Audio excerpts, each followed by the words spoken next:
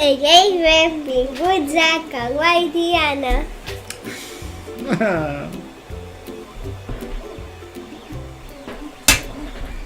Betty guapo, Bueno, si sentiu aquests sorolls de fondos és la impressora 3D. I avui tornem amb els camabits. m'apassionen els cavabits. I ens queden poquets.